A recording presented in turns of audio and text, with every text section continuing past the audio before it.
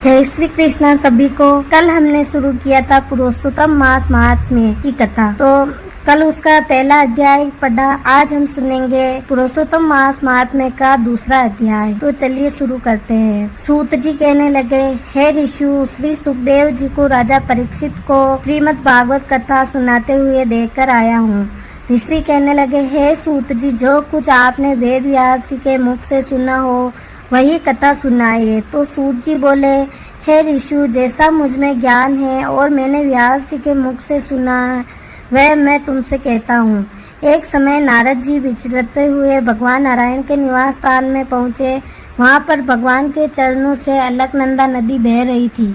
वहाँ पर ब्रह्मा में लीन जितेंद्रिय, निर्मल और तेजोमय ऋषि को देखकर भगवान ने उनको नमस्कार किया। तब साष्टांग नमस्कार कर श्री विष्णु की स्तुति करने लगे और नारद जी कहने लगे, हे देवादिदेव, संसार के स्वामी, दया सिंधु, आप सत्यवादी हो, त्रिसत्य हो, सत्य के सार रूप, सत्य से ही उत्पन्न हो और सत्य योनि हो, आपको नमस्कार है।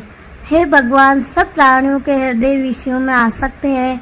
स्त्री पुत्र आदि के मोह में फंसे हुए गृहस्थी लोगों का हित करने वाला लाभदायक कथा व्रत कुछ विचार करके मुझे बतलाइए। मैं आपके मुखारविंद से सुनने के लिए ब्रह्मलोक से आया हूँ। नारद जी के ऐसे वचनों को सुनकर भगवान हंसकर नारद जी से कहने लगे, हे नारद, भगवान श्री कृष्णादि की पुण्य कथा को सुनो।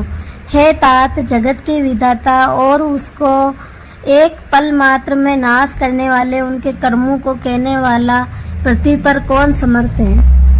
हे नारद जी, ऐसे भार युक्त कथा भी तुम जानते हो, परंतु फिर भी दरिद्रता को हरने वाला यश और श्रेष्ठ पुत्रों को देने वाला, मोक्ष देने वाला तथा शीघ्र सेवन योग्य ऐसे अद्भुत पुरुषोत्तम मास महात्म्य को कहता हूँ। नारद जी कहने लगे, हे प्रभु, स्वामियों सहित मैंने चैत्रादि मास तो सुने हैं, परंतु उनमें से पुरुषोत्तम मास नहीं सुना। यह पुरुषोत्तम मास कौन सा है और ये कैसे हुआ है? कृपा निधे, ये सब आप मुझसे कहिए। इस मास का स्वरूप और विधान मुझसे कहिए। क्या करना चाहिए, स्नान कैसे करें और दान क्या करें और जप, पूजा तथा उपवास आदि क्या साधन है?